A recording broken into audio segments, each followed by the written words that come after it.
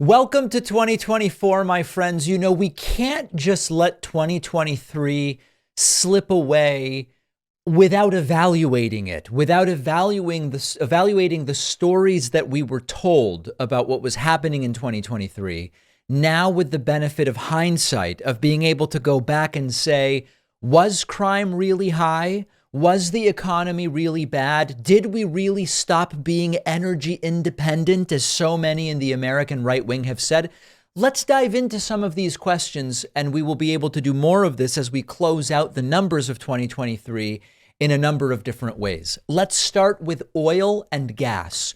One of the big narratives that we've heard, not only from the failed former president Donald Trump, who is, of course, under 91 felony indictments and is a civilly liable rapist and all of those things. That guy. Not only have we heard it from Trump, but we've heard from others. We were energy independent the day I left the Oval Office, and then in came Joe Biden, and now we're not energy independent anymore. We're not producing oil and gas anymore because Biden something pipeline, blah, blah, blah, electric vehicles. It turns out that none of this is true. And I'm going to give you the numbers, but I do think it's important just to put out there, just because we debunk a lie doesn't mean that we have changed our political position on that issue. I'll give you an example. It is very much untrue that oil and gas production is down under Biden. In fact, it's at a record high. However, as progressives, we still want to get away from burning carcinogenic fossil fuels into the atmosphere to power our lives if there are greener, less unhealthy, renewable alternatives. So just because they're lying doesn't mean we want to burn more oil, which gets us to this. U.S. oil production reached an all-time high in 2023 and was also more than any other country. So however you want to compare it, however you want to measure it, we were as energy independent in 2023 as ever before. This is a transcript of an interview from PBS. And the critical point here is the following. At this point, the United States is producing about 13.5 million barrels a day of oil, and we're heading towards 14 million barrels a day. This is Clifford Krauss from the New York Times being interviewed on NPR. That is more oil than any country in the world. That is a record for the United States, and it may well be the record for any country in the world. Understand that. Trump and MAGA says, we're down on oil production. We're not energy independent. Countries are beating us. In 2023, we produced more oil than we ever have before.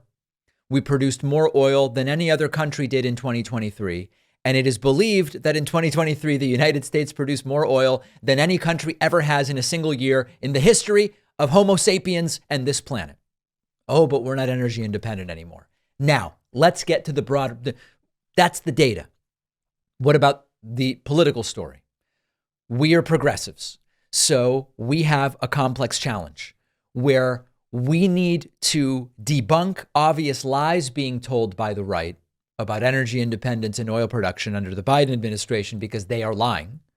And also, we need to remember that we're committed to environmental sustainability. Our goal is to transition away from fossil fuels. We want to go to renewable energy sources. Record number of electric vehicles sold, record number of solar panels are now installed. That's all stuff we want to continue to push, and the Infrastructure Act, the Inflation Reduction Act does. Where do we find that balance? As people on the left who, they talk about facts don't care about your feelings. Their feeling is that we're no longer energy independent. Turns out by their definition, we are. Their feeling is that the economy's bad. Turns out it's good. So we need to be the people who care about the facts rather than the feelings. And we have to be able to say two things. Under President Biden, the U.S. has not only maintained, but actually increased fossil fuel production and so-called energy independence. They're lying about that. We also need to have Joe Biden do more to get us off of fossil fuels, and I would love to accelerate that. We should encourage the Biden administration.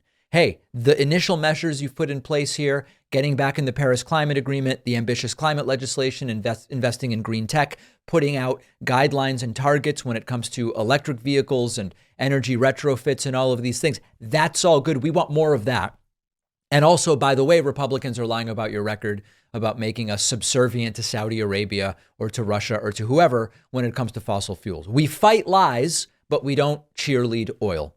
And that's where we are. Those are the numbers from 2023, record oil production. On the one hand, that means MAGA is wrong about the numbers. We also have to remember that they're wrong about the path forward. We don't measure success by how much oil we can drill and refine. We measure success by how much less damaging to the planet while still being useful to our daily lives does our energy consumption and production become. Solar is a part of that. Wind is a part of that. Geothermal, although not strictly speaking renewable in the same way, can be a part of that as well.